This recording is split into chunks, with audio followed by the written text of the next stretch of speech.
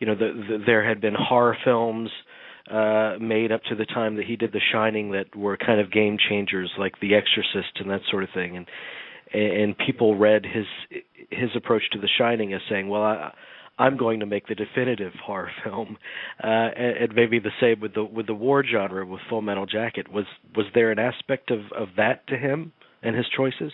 Yeah, well, actually, the best one, those are very good choices, but the best one is science fiction with 2001. Mm-hmm. And in fact, in the book, it's really hysterical that he told Arthur C. Clarke, I want you to, what's the 5 best, 10 best science fiction films of all time. So he would bring them, and no matter what he brought him, I mean, they went through everything. And he said, what are you trying to kill me? This is junk. This is terrible, awful. So he was, I guess he was very critical.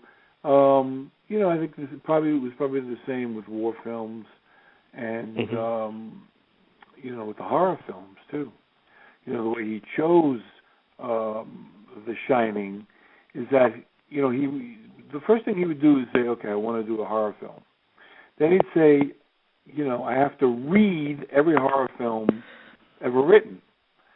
And his secretary was in the other room, and she would hear, he would start a book, she could sort of hear him, and then after a period of time, boom, it would go against the wall. She would hear him throw it. Mm. So she gathered when he was reading The Shining because nothing hit the wall. And eventually, he loved The Shining.